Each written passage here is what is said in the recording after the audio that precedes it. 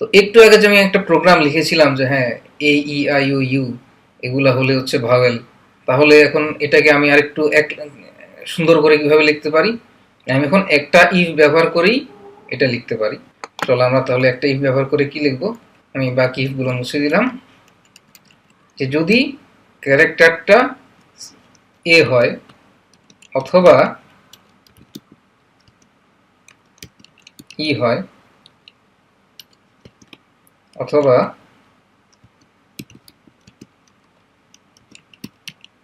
I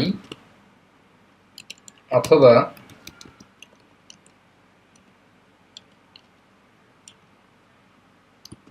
অথবা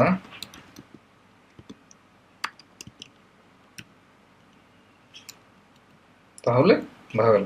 তোমরা দেখো এখানে কিন্তু আমি অর ব্যবহার করেছি। অর হলে, অর মানে কি, যে যে কোনো একটা, অর দিয়ে যেসব কন্ডিশন যুক্ত করা হবে তার যে কোনো একটা সত্য হলেই সম্পূর্ণ কন্ডিশনটা সত্য, আর নইলে সেটা মিথ্যা। তো আমি প্রথমে চেক করেছি এটা এ এর সমান কিনা, অথবা এটা ই এর সমান কিনা, অথবা এটা আই এর সমান কিনা, অথবা এটা ও এর সমান কিনা, অথবা এটা ইউ এর সমান কিনা। তো এখন এটা আমরা প্রোগ্রামটা রান করি। ধর আমি ও দিলাম, ও দিলে কিন্তু সে বলতেছে ভাওয়েল, তার মানে আমার প্রোগ্রামটা ঠিক আছে। এখন আমি যদি ধরো টি দেই, টি দিলে সে কিছু দেখাবে না। তো কিছু দেখা না দেখানোর ব্যাপারটা তো খারাপ, তাই না? তোমরা তো এলস যেহেতু জানো, তাহলে আমি এটা যোগ করে দিই এখানে, এলস ভাওয়েল না হলে সেটা কি, কনসোনেন্ট। তো তোমরা দেখো যে অর ব্যবহার করে আমি খুব সহজেই প্রোগ্রামটা লিখে ফেললাম এবং দেখতেও খুব সুন্দর হলো আগের চেয়ে। এখন আমি যদি ও লিখি, ও হচ্ছে ভাওয়েল। এখন আমি যদি এন ইনপুট দিই, এন হচ্ছে কনসোনেন্ট। তো আমাদের প্রোগ্রামটা আমরা অনেক এলিগেন্টলি বা সুন্দরভাবে লিখলাম। তো একটু পর আমরা আরেকটা উদাহরণ দেখব। আমরা এখন একটা প্রোগ্রাম লিখব যেটা নির্ধারণ করবে একটা ক্যারেক্টার ডিজিট কিনা। ডিজিট মানে হচ্ছে 0 1 2 3 4 5 6 7 8 9, এগুলো যদি হয় তাহলে আমি বলবো সেটা ডিজিট, আর এটা যদি না হয় তাহলে আমি বলবো সেটা ডিজিট না। তাহলে আমি কি হবে প্রোগ্রামটা, যে আমি একটা ক্যারেক্টার ইনপুট নিব, নেওয়ার পর ইফ এখানে একটা কন্ডিশন থাকবে, সেই কন্ডিশন আমি পরে লিখে দেখাচ্ছি। কন্ডিশনটা যদি সত্য হয় তাহলে প্রিন্টএফ ডিজিট, আর যদি কন্ডিশনটা মিথ্যা হয় else printf not a digit. তাহলে আমার কন্ডিশনটা কি হবে? কন্ডিশনটা হবে CHR 0 অথবা CHR 1 অথবা CHR 2 অথবা CHR 3 অথবা, আমার প্রোগ্রামটা অনেক বড় হয়ে, লাইনটা অনেক বড় হয়ে যাচ্ছে, তো আপাতত আমার কিছু করার নেই। CHR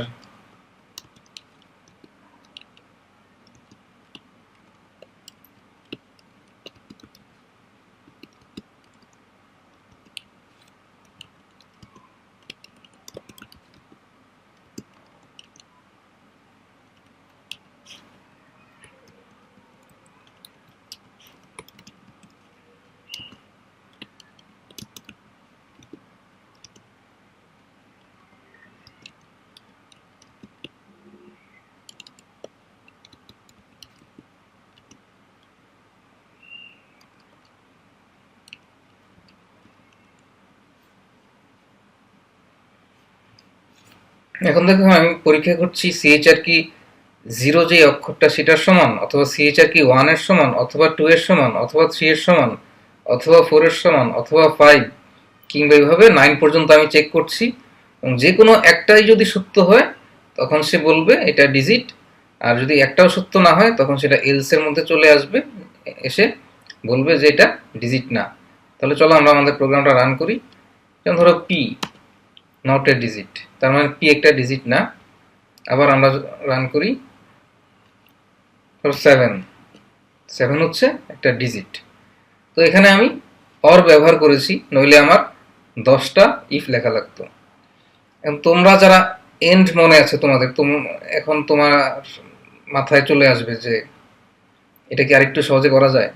চিন্তা করে দেখো তো, 0 থেকে 9 পর্যন্ত। তাহলে কি আমি এভাবে বলতে পারি যে CHRটা যদি 0-র সমান বা বড় হয় এবং 9-এর সমান বা ছোট হয়, তাহলে হ্যাঁ, তাহলে কিন্তু আমার কাজটা হয়ে যায়। তাহলে এই মাঝখানের এত কিছু আমার লেখার কোনো দরকার পড়বে না। আমি শুধু লিখব যে CHRটা 0-র সমান কিনা এবং CHRটা 9-এর চেয়ে ছোট কিংবা, তো CHR যদি 0-র সমান অথবা বড় হয় এবং CHR যদি লেস দেন ইকুয়াল টু 9 হয়, তাহলেই সেটা হচ্ছে ডিজিট, আর তা না হলে সেটা ডিজিট না। তো চলো আমরা প্রোগ্রামটা রান করে দেখি। ধরো মান দিলাম 4, 4 হচ্ছে ডিজিট। এখন আমি আবার রান করি, ধরো 1, 1 হচ্ছে ডিজিট। তাহলে 4 দিলে কি হয়? 4 দিলে সে প্রথমে দেখে যে CHR কি 0-র চেয়ে বড় অথবা সমান। তো 4 অক্ষরটা 0-র চেয়ে বড়, হ্যাঁ, তার মানে এই কন্ডিশনটা সত্য। তারপর সে আবার এই কন্ডিশনটা চেক করে, CHR কি 9-এর চেয়ে ছোট অথবা সমান, যে 4 9-এর চেয়ে ছোট, হ্যাঁ, তার মানে এটাও সত্য। এবং দুইটাই যেহেতু সত্য হয়, তাই এখানে ডিজিটটা প্রিন্ট হয়। আর যদি দুইটা সত্য না হয়, তাহলে নট এ ডিজিট প্রিন্ট হবে।